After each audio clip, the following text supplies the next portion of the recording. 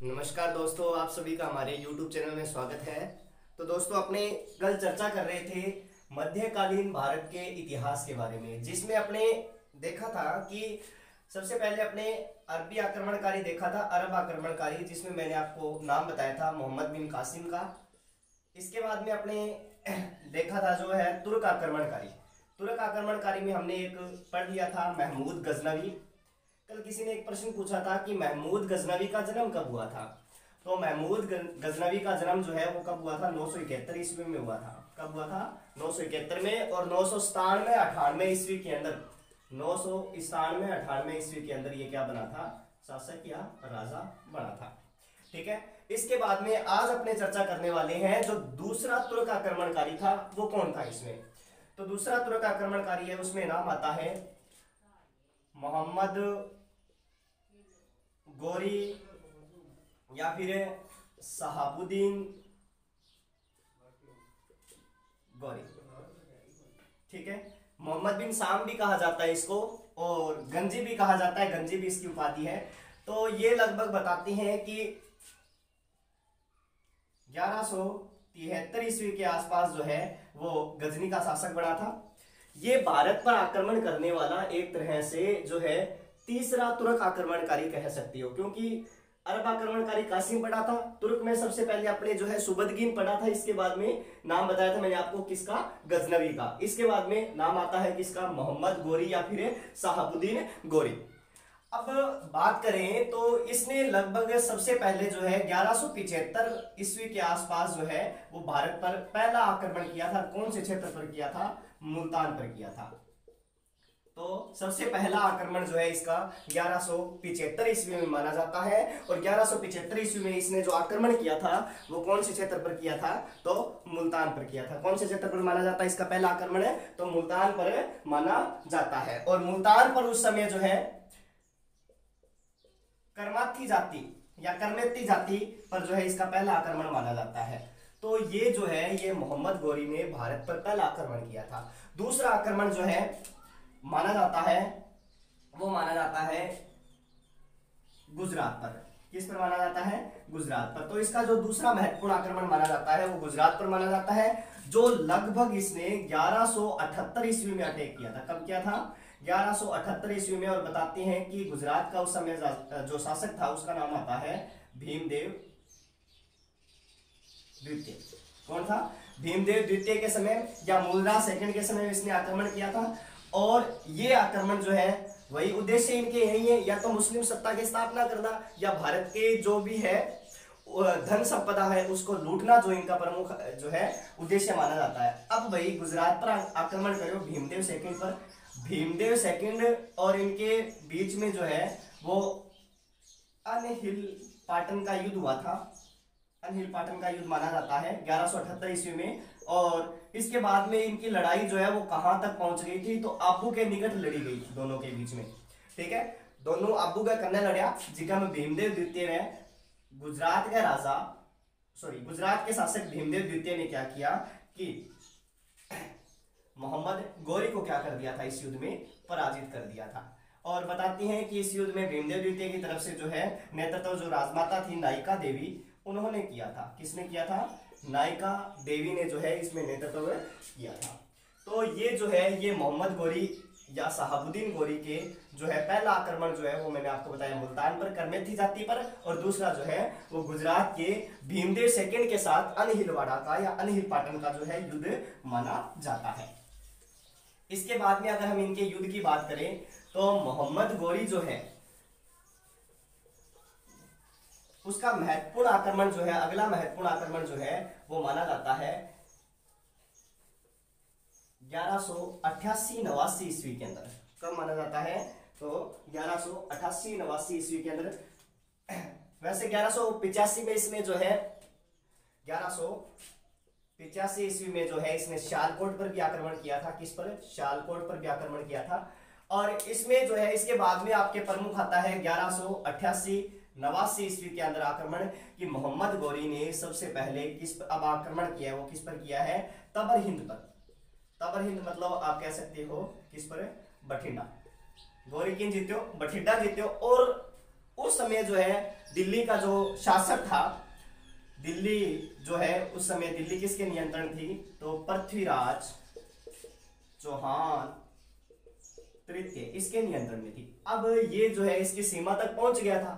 तब बताते हैं कि पृथ्वीराज चौहान और मोहम्मद गोरी के बीच में दो युद्ध लड़े गए थे, जिसमें नाम आता है, पहला युद्ध है जिसका नाम है तराइन का प्रथम युद्ध।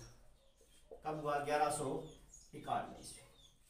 कब हुआ था तराइन का पहला युद्ध, कब हुआ था, 1191 ईस्वी। किस किस के बीच में हुआ है, तो एक साइड में तो दिल्ली को शासक है पृथ्वीराज तृतीय, और दूसरी साइड में तो है मोहम्मद गोरी।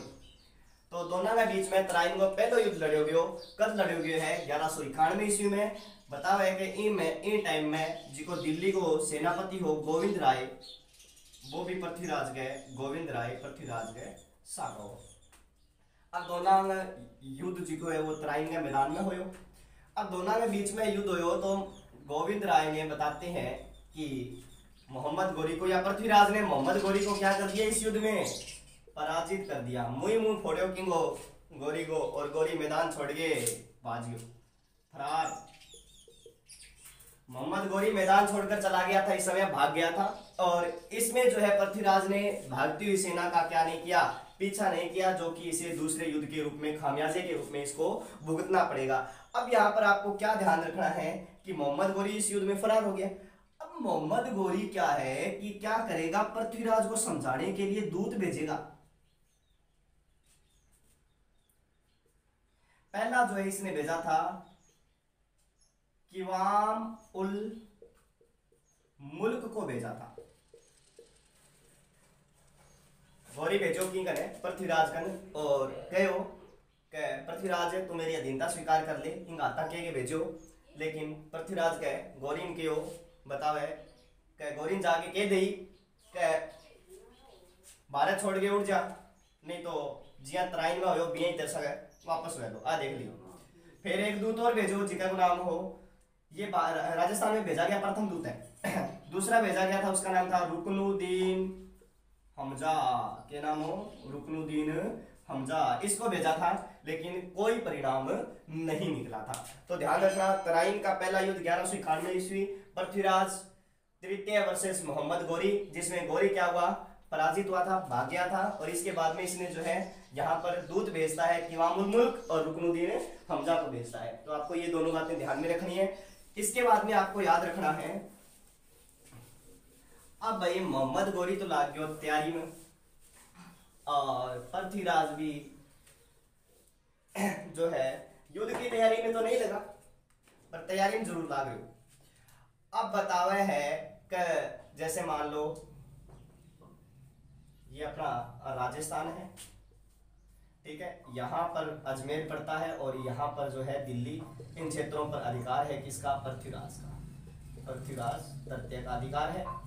अब इस समय क्या हुआ कि आपको थोड़ा सा याद रखना है कि अब मोहम्मद गोरी जो है 1 साल के बाद में वापस आएगा। अब पृथ्वीराज मोहम्मद गोरी वापस आयो, कद आयो है 1192 ईस्वी में, कट्ठे मैदान में पहुंच गयो। तराइन के मैदान के पास में जाकर इसने अपने क्या लगा लिए थे, शिविर लगा लिया। अब पृथ्वीराज ने पता चलो, पृथ्वीराज रेडी कौन ही हो, तैयारी कौन करी, लेकिन फिर भी चाल पड़े युद्ध भूमि में। अब युद्ध भूमि में चलो तो गए हो, लेकिन अब गोरी संदेश भिजवावा है कि ने पृथ्वीराज ने कहे मैं तो थारू के करशूं, संधि करशूं, I am not interested in the war, ठीक है, हम तो आपके साथ में क्या करेंगे भैया, संधि करेंगे। तो अब भाई इसमें क्या हुआ कि पृथ्वीराज को तो अब यही समझ में आया कि भाई ये संधि करेगा, अब युद्ध तो होगा नहीं, तो तैयारी क्यों करें अब हम, ठीक है। तब बतावा है कि जी मान लो पृथ्वीराज की सेना है, और सेना है पृथ्वीराज की, चारों साइड में शिविर लागेड़ा है, इंतरियम सेना है, और सेना का एक ही है शिविर है। अब मोहम्मद गोरी रातों रात ही प्लान बनायो, प्लान बड़ो खतरनाक बनायो गोरी प्लान बनायो का आपकी सेना ने कितनी भागा बांट ली, 4 भाग में, और एक भाग रातों रात इली साइड में लगा दियो, दूसरा भाग इली साइड में, तीसरो इली साइड में, चौथो इली साइड में। भी रातों रात ही सेना ने घेर लियो, और अटैक करनो है सुबह ही, कद करनो है सुबह ही, कितना बजे, 5 बजे आक्रमण करनो है दिन गई। अब बताओ है कि सेना सारी रात तो सूती रही, दिन गए उठी। ये सेना पृथ्वीराज की सेना, गोरी की सेना तो चारों ओर है। अब पृथ्वीराज की जिये ही सेना उठी, उड़ता ही मोहम्मद गोरी की सेना पृथ्वीराज की सेना पर क्या कर दियो, आक्रमण कर दियो। अब भाई दिन का ही आक्रमण कर दियो, दिन का सेना ने 100 काम हुए। अब सेना लोटो संभाले, हथियार संभाले, क्या करे अब। तो बी टाइम में बताओ है कि पृथ्वीराज की सेना ने घेर लियो और गणकरी सी सेना हटा सलटा दी। ये बात को पता चलो कि पृथ्वीराज ने, पृथ्वीराज आयो। अब पृथ्वीराज आयो आवे क्या, कुछ इतिहासकार तो कहे जी को इंगो घोड़ो हो, घोड़ा था जिसका नाम क्या था, नाट्य रंभा, नाट्य रंभा। ठीक है, तो बेटे में गाड़ो चाल रही हो, बिल्लो वगे बिल्लियां ना की करेगी। अब भी गाड़े पर नाट्य रंभा तो क्या करना आ गयो, डांस करना आ गयो। तो युद्ध भूमि में टाइम पर पहुंच कौन पायो, अब पहुंच कौन पायो तो बताओ है कि पृथ्वीराज की सेना जी की है तराइन के मैदान में पराजित होगी। तो इनके मध्य में 1192 ईस्वी के अंदर तराइन का कौन सा युद्ध, द्वितीय युद्ध लड़ा गया था। तराइन का दूसरा युद्ध लड़ा गया था 1192 ईस्वी के अंदर, तराइन के मैदान के अंदर जो है तराइन का दूसरा युद्ध लड़ा गया था, याद रखना है। जिसमें पृथ्वीराज को इतिहासकारों के अनुसार सिरसा के निकट पकड़कर इसको क्या कर दिया था, मार दिया था। सिरसा के निकट पकड़कर मार दिया था। कुछ कहते हैं कि अजमेर में लाकर इसको मरवा दिया गया था। इस तरह से अलग अलग किंवदंतियां मिलती है, लेकिन पृथ्वीराज रासो ये कहता है कि इसको पकड़कर कहां ले गए थे, गजनी ले गए थे। ठीक है, तो वो अलग बात है, लेकिन वास्तविक रूप से इसी युद्ध में जो है वो पृथ्वीराज मारे गए थे। और दिल्ली के क्षेत्र पर मोहम्मद गोरी का अधिकार हो गया था। मोहम्मद गोरी का अब अधिकार हो गया था। मोहम्मद गोरी ने अपना यहाँ पर एक गुलाम छोड़ा था, वो छोड़ा तो थोड़ा बाद में ही था, 1194 के आसपास। ठीक है, जिसका नाम था कुतुबुद्दीन ऐबक। क्या नाम था, कुतुबुद्दीन ऐबक। इस कुतुबुद्दीन ऐबक को जो है अपना ये जो गुलाम था इसको ही छोड़ा था। इसने कहा जो है दिल्ली पर छोड़कर गया था, जो कि 1206 ईस्वी के अंदर गुलाम वंश की क्या रखेगा, नींव रखेगा। तो इस तरह से जो है कि जो पृथ्वीराज और मोहम्मद गोरी के बीच में युद्ध हुए हैं। पृथ्वीराज जो यहाँ का शासक था वो पराजित हुआ है, और मोहम्मद गोरी का जो है या फिर भारत पर मुस्लिम सत्ता जो है वो एक तरह से आ गई है। तो यही कारण माना जाता है, मोहम्मद गोरी ही कारण माना जाता है, या तराइन के युद्ध भी कारण माने जाते हैं जिसमें जो है मुस्लिम सत्ता यहाँ आई थी।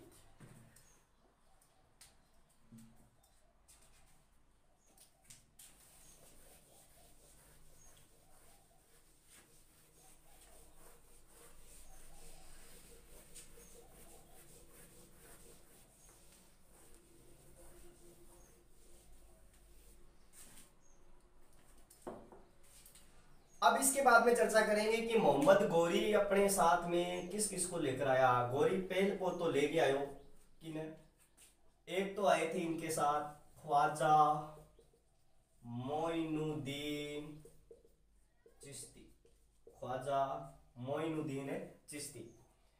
ऊंटों का काफिला, पैरों का निशान देखकर ख्वाजा फारस से आ गए थे हिंदुस्तान देखकर। तो यही ख्वाजा मोइनुद्दीन चिश्ती जिन्होंने अपना केंद्र कहाँ बनाया था, किसको बनाया था, अजमेर को बनाया था, जहां पर इनकी क्या बनी हुई है, दरगाह बनी हुई है, जहां पर 1 से 6 रजब क्या लगता है, उर्स लगता है। क्या लगता है, उर्स लगता है। ठीक है, और अब इसके बाद में मोहम्मद गोरी के साथ इसका एक गुलाम जिसका नाम क्या था, कुतुबुद्दीन ऐबक। कौन आया था, कुतुबुद्दीन ऐबक आया था। कब आया था ये, तो 1193 के युद्ध के बाद में आया था, लेकिन वास्तविक रूप से 1194 में इसको दिल्ली सौंपा गया था। तो अब मोहम्मद गोरी जो है, गोरी 1194 ईस्वी में वापस आता है, और 1194 ईस्वी में मोहम्मद गोरी ने अटैक किया था किस पर है, कन्नौज पर। कट है कन्नौज। अरे कन्नौज को राजा कौन हो बीटे में, कन्नौज को राजा हो जयचंद गहड़वाल, सहयोगिता का डेडी फादर पिता। ठीक है, जयचंद गहड़वाल। और अब 1194 में दोनों के बीच में युद्ध लड़ा गया था जिसका नाम क्या था, चंदावर का युद्ध। कब लड़ा गया था, 1194 ईस्वी में दोनों के बीच में चंदावर का युद्ध लड़ा गया था, जिस युद्ध में जयचंद गहड़वाल जो है वो क्या हो गया था, बताते हैं, मारा गया था। मारा गया था जयचंद गहड़वाल, क्योंकि ये भी तो एक तरह से क्या दिल्ली को प्राप्त करना चाहता है। ठीक है, वो आप राजस्थान हिस्ट्री में चर्चा करना अच्छी तरह से भी, ये भी दिल्ली को एक तरह से प्राप्त करना चाहता है। क्योंकि उत्तराधिकारी जो है वो बनना तो जयचंद गढ़वाल चाहिए था दिल्ली का, लेकिन बन गया पृथ्वीराज चौहान था। इसीलिए जो है ये कांटा भी निकालना जरूरी था। तो ये कौन से युद्ध के अंदर, चंदावर के युद्ध के अंदर, जो कब लड़ा गया 1194 ईस्वी में। इसके बाद में जो है बताते हैं कि 1206 ईस्वी के अंदर जो है मोहम्मद गोरी की क्या कर दी गई थी, हत्या कर दी गई थी। किनके द्वारा, तो जाटों के द्वारा। ठीक है, सिंध के आसपास के जो खोखर जाट थे उनके द्वारा जो है मोहम्मद गोरी की हत्या कर दी गई थी। और इसी के साथ ही, और जैसे इसकी हत्या की गई, हत्या करने के बाद में, या गोरी जो है जैसे ही मरने के बाद में कुतुबुद्दीन ऐबक ने यहाँ पर एक नए राजवंश की नींव रख दी, जिसका नाम था गुलाम वंश। और गुलाम वंश ही मैंने आपको कल बताया था कि सल्तनत काल का जो है प्रथम वंश, राजवंश जो माना जाता है, वो कौन सा वंश माना जाता है, गुलाम वंश माना जाता है। सल्तनत काल में मैंने आपको कल 5 राजवंश बताए थे, जिसमें पहला कौन सा था, गुलाम वंश माना जाता है। ठीक है, तो ये चीज आपको ध्यान में रखनी है। अब अपने देखेंगे कि भी जो कौन सा काल है इसमें, सबसे पहले सल्तनत काल। कौन सा काल है, सल्तनत काल है। सल्तनत काल, सल्तनत काल। तो सल्तनत काल में हम देखेंगे कितने राजवंशों ने शासन किया था। यहाँ पर 5 वंशों ने। पहला जो है उसमें नाम आता है गुलाम वंश। कौन सा वंश है, गुलाम वंश। दूसरा है उसका नाम क्या है, खलजी या खिलजी वंश। तीसरा कौन सा है, तुगलक वंश। चौथा कौन सा है, शेद वंश। पांचवा कौन सा है, लोधी वंश। ठीक है, गुलाम वंश, खिलजी वंश, तुगलक वंश, शेद वंश, लोधी वंश। ठीक है, गुलाम वंश मतलब कब आया है, 1206 में। 1206 से लेकर ये जो रहता है वो रहता है 1290 तक, और ये रहता है 1290 से लेकर 1320 तक, और ये रहता है 1320 से लेकर 1414 तक, और ये रहता है 1414 से लेकर 1451 तक, और ये रहता है 1451 से लेकर 1526 तक। कब तक रहता है, 1526, पानीपत का जो है प्रथम युद्ध। तो गुलाम वंश जो है, गुलाम वंश का जो संस्थापक था उसका नाम आता है, अभी बताया था मैंने आपको, कुतुबुद्दीन ऐबक। कौन था, कुतुबुद्दीन ऐबक। खिलजी वंश का जो है उसमें नाम आता है जलालुद्दीन खिलजी। कौन आता है, जलालुद्दीन खिलजी। तुगलक वंश का जो आता है उसमें नाम आता है ग्यासुद्दीन तुगलक। क्या नाम आता है, ग्यासुद्दीन तुगलक। सैयद वंश का उसका नाम क्या था, खिज्र खां। क्या नाम आता है, खिज्र खां। और इसके बाद में जो है कौन सा वंश है, लोधी वंश है। लोधी वंश का जो है उसमें नाम आता है बहलोल लोधी। ठीक है, तो ये सल्तनत काल के अंदर ये 5 राजवंश माने जाते हैं मुख्यतः, गुलाम वंश, खिलजी वंश, तुगलक वंश, शेयद वंश और लोधी वंश। गुलाम वंश 1206 से 1290, कुतुबुद्दीन ऐबक इसका संस्थापक है। खिलजी वंश 1290 से 1320, जलालुद्दीन खिलजी इसका संस्थापक है। तुगलक वंश 1320 से 1414, ग्यासुद्दीन तुगलक इसके संस्थापक है। और सैयद वंश 1414 से 1451, खिज्र खां इसका संस्थापक है। लोधी वंश 1451 से 1526, बहलोल लोधी जो है इसका संस्थापक है। तो ये आपको प्रमुख रूप से सल्तनत काल के जो है प्रमुख राजवंश है उनको आपको ध्यान में रखना है। इसके बाद में जो है अपने चर्चा करेंगे कौन से राजवंश की, गुलाम वंश की। अगर आप इसका स्क्रीनशॉट लेना चाहते हो तो ले सकते हो।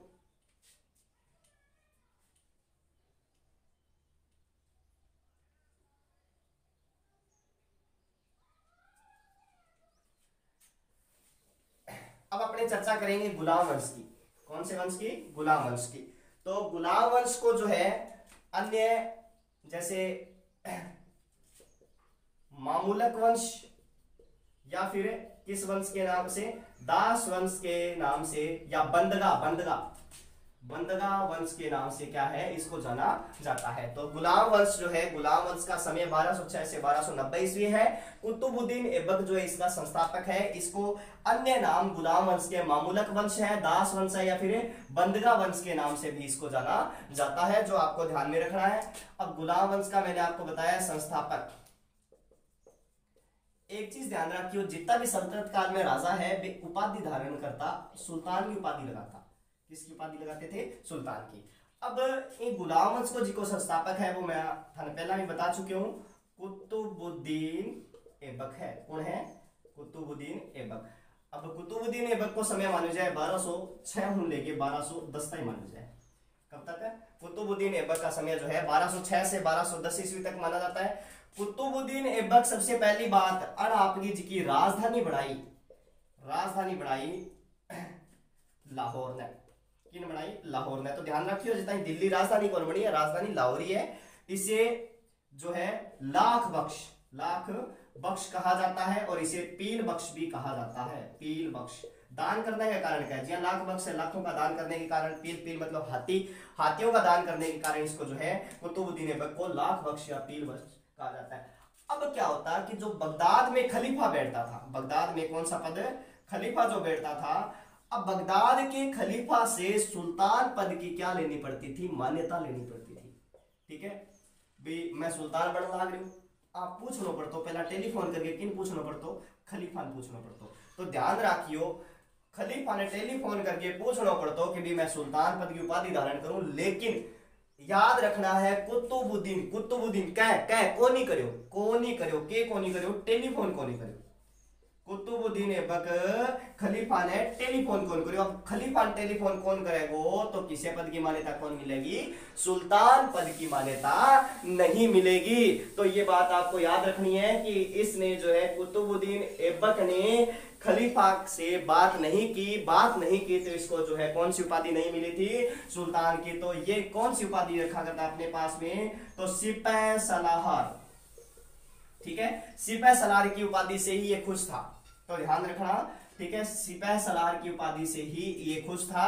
गुलाम वंश मोहम्मद गोरी का ये जो है गुलाम है कुतुबुद्दीन ऐबक, जिसने दिल्ली में कौन से वंश की नींव रखी है? गुलाम वंश की, जिसे मामूलक वंश, दास वंश या बंदगा वंश भी कहा जाता है, जिसका संस्थापक कौन है? कुतुबुद्दीन ऐबक है। इसने अपनी राजधानी किसको बनाया? लाहौर को बनाया। इसे लाख बख्श या पील बख्श, ठीक है, कहा जाता है।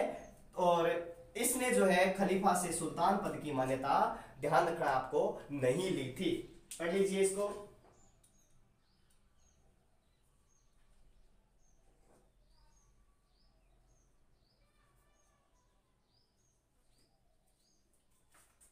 ठीक है, मिटो दो इसको। अब कुतुबुद्दीन ऐबक की दो बात और है। एक तो ध्यान रखियो 1206 में जब हटेंगे राज्याभिषेक पहला 40 दिन तक गजनी को राजा भी रहे। कुतुबुद्दीन ऐबक जी को है 40 दिन तक गजनी को राजा भी रहे हुए। और 1210 में इसकी जो है चौगान खेलते हुए, क्या चीज है?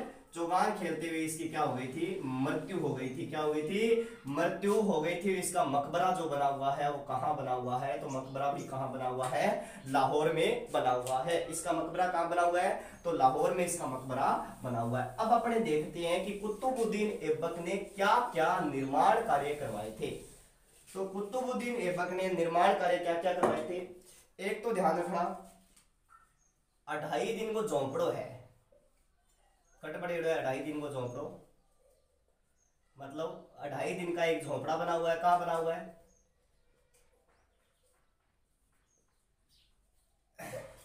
जो भी है, क्या बना हुआ है? 2.5 दिन का झोंपड़ा। ठीक है, जो कि पहले एक संस्कृत पाठशाला थी। क्या थी? संस्कृत पाठशाला सरस्वती कंठाभरण था, जो कहां है? अजमेर के अंदर है। अब लगभग 1194 ईस्वी के आसपास इसने इस संस्कृत पाठशाला को क्या कर दिया? तुड़वा दिया। क्या कर दिया? तुड़वा दिया। और इसकी जगह पर इसने जो है एक मस्जिद का निर्माण करवा दिया। किसका निर्माण करवा दिया? मस्जिद का निर्माण करवा दिया, जो कि राजस्थान में बनने वाली प्रथम मस्जिद है। राजस्थान में बनने वाली प्रथम मस्जिद है, जिसे खंभों का महल भी कहा जाता है। राजस्थान में बनने वाली प्रथम मस्जिद है। तो ध्यान रखना कि 2.5 दिन का झोंपड़ा अजमेर के अंदर संस्कृत पाठशाला है। ठीक है, तुड़वा दिया। और इसको किसने तुड़वाया? कुतुबुद्दीन ऐबक ने। और तुड़वा कर इसकी जगह क्या बनवा दिया? एक मस्जिद बनवा दी है, जो राजस्थान में बनने वाली पहली मस्जिद है। ध्यान रखियो, कर्नल टोडिया की this is a very wonderful इमारत। तो इसको एक बहुत शानदार जो है इमारत की संज्ञा भी दी है किसने? कर्नल जेम्स टोड ने। तो यहाँ पर बताते हैं 2.5 दिन का झोंपड़ा, कुछ तो कहते हैं यहाँ पर जो है 2.5 दिन का क्या भरता है? पंजाब सापीर का क्या लगता है? उर्स लगता है। 2.5 दिन का पंजाब सापीर का उर्स लगता है। दूसरा जो इसका प्रमुख निर्माण कार्य आएगा, दूसरा निर्माण कार्य अगर हम बात करें तो दूसरे निर्माण कार्य में इसने जो है ध्यान रखना कि कुवैत उल इस्लाम मस्जिद, कुवैत उल इस्लाम मस्जिद कहां पर है ये? तो कुवैत उल इस्लाम मस्जिद दिल्ली के अंदर है। किसके पास में बनी हुई है? तो कुतुब मीनार के पास में बनी हुई है। इस कुवैत उल इस्लाम मस्जिद जो है इसका निर्माण भी किसने करवाया था? तो इसका निर्माण भी कुतुबुद्दीन ऐबक ने करवाया था। किसने करवाया था? कुतुबुद्दीन ऐबक ने करवाया था। तीसरी बात, इसने जो है 240 फीट ऊंची 5 मंजिला जो है 240 फीट ऊंची है, 5 मंजिला है, जिसका नाम क्या है? कुतुब मीनार। कुतुब मीनार का निर्माण करवाया था। ठीक है, कुतुब मीनार का निर्माण करवाया था। 5 मंजिला 240 फीट ऊंची कुतुब मीनार का निर्माण करवाया था। कहां करवाया गया है? तो दिल्ली के अंदर करवाया गया है। कहां करवाया गया है? दिल्ली के अंदर जो है इसका निर्माण करवाया गया। 5 मंजिला है, 240 फीट ऊंची है ये कुतुब मीनार का निर्माण, जिसका जो है नाम इसने अपने गुरु कुतुबुद्दीन बख्तियार काकी के नाम पर रखा गया है। कुतुबुद्दीन बख्तियार काकी के नाम पर जो है इसका नाम रखा गया है। तो ये बात भी आपको ध्यान रखना है। ठीक है, कुतुबुद्दीन बख्तियार काकी के नाम पर इसका नाम रखा गया है। तो आप कमेंट करके बताओगे कि राजस्थान में किस इमारत को जो है कुतुब मीनार से भी बेहतरीन बताया गया है। इसी के साथ ही ये जो है आपको ध्यान रखना है कि ये कंप्लीट हुआ। कौन है? कुतुबुद्दीन ऐबक। कुतुबुद्दीन ऐबक ने 3 निर्माण कार्य जो आपके सामने है। एक मस्जिद का निर्माण करवाया है, दूसरा जो है 2 मस्जिद है, एक तो राजस्थान में बनाई गई है, दूसरा कुवैत उल इस्लाम दिल्ली में बनाई गई है, तीसरा जो है वो कुतुब मीनार का निर्माण करवाया गया है। तो ध्यान रखना है ये आपको। और एक ध्यान रखना कि कुतुबुद्दीन का एक सेनापति था, सेनापति जिसे जो है सेनापति जिसका नाम था बख्तियार खिलजी। क्या नाम था? बख्तियार खिलजी। ये बख्तियार खिलजी जो है इसने कौन से को? नालंदा विश्वविद्यालय को लूटा था।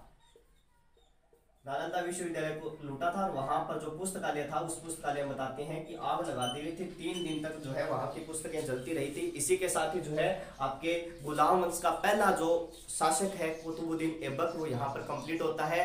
अगर आपको ये हमारा वीडियो पसंद आया है तो लाइक कीजिएगा, शेयर कीजिएगा और कमेंट करके बताइए कि आपको हमारा वीडियो कैसा लगा। अगर आपने हमारे चैनल को सब्सक्राइब नहीं किया है तो चैनल को सब्सक्राइब कीजिए। धन्यवाद दोस्तों।